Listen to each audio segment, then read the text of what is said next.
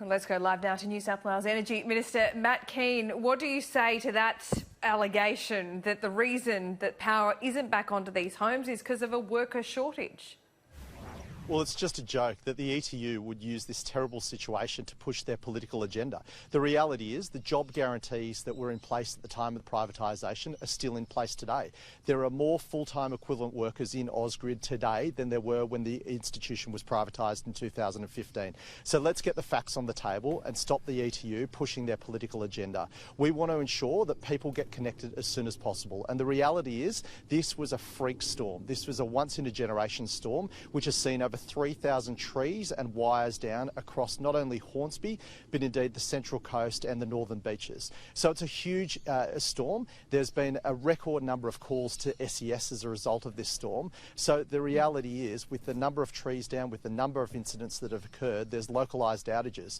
Ausgrid are working around the clock to get power connected back to homes. I, as the Energy Minister in Hornsby, only got power last night as well. So this is a huge challenge. They're doing their best. They've called in crews from across the network and from interstate, and now we're looking for additional help to help clear the debris so we can get power connected to homes as soon as possible. Can you call in the Army? Do you have the constitutional powers to do so, and have you done so? Well, it's not us calling in the Army, it's Ausgrid requesting help to cut down trees and remove debris. Their CEO raised it with me yesterday, and of course I fully support it. I want to do everything that I can to ensure that families get connected to power as soon as possible. So what have you done since you got that request?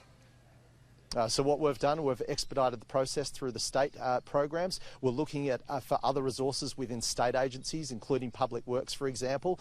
So we're pulling resources from across the state division, and we're also wanting to see if there are opportunities to get help from the federal government, such as calling in the Army. Ausgrid has put in that request. We fully support that request. We support anything to get people connected to the power system as soon as possible. So long and the short of it, the Army, you've requested through your processes for the Army to be called in. How long until you think that may be able to happen? Is it days or perhaps more than a week? Look, I'm sure everyone wants to achieve the same outcome, which is get families connected to power as soon as possible. If there are more resources we can get to help us remove trees and debris, then we'll get them. I'll be contacting the Minister today, but we've already gone through the internal government processes to get that underway. OK, Matt Kean, you just described this as a once-in-a-generation event. We've seen extreme weather over this summer. Do you think this is an example of extreme weather being caused by climate change? And are we now likely to see more of these kind of rain events as well as bushfire events? And if you are, what are you doing to prepare for it in New South Wales?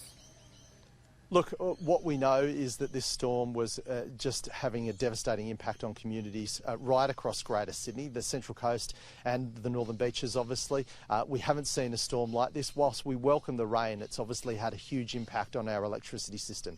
So we're working to ensure that we can get power back to families as soon as possible. We've seen unprecedented bushfires that have had a huge and devastating effect on people and property, but also our natural environment. And that's exactly what the scientists told us would happen as a result of climate change. So what we need to do is mitigate the effects of climate change by reducing our emissions, but that's obviously not going to have an impact. Global warming is a global problem. We also need to adapt to the new normal. That means undertaking hazard reduction burns to take into account the new changing environment. So we're preparing for those things.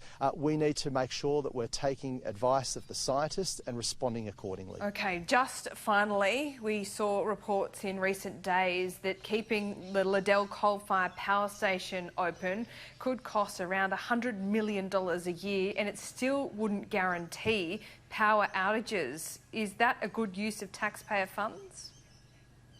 Look, we're still working through the process. Obviously, the New South Wales Government is part of the Liddell task force. We'll work constructively as part of that task force with the Commonwealth Government. But Laura, let me say this. Our focus is on driving down electricity prices and keeping the lights on across New South Wales. And we'll look at all options to make sure we achieve those objectives. Is the best way to do that, though, to prolong the life of Liddell, or is there better options, in your view?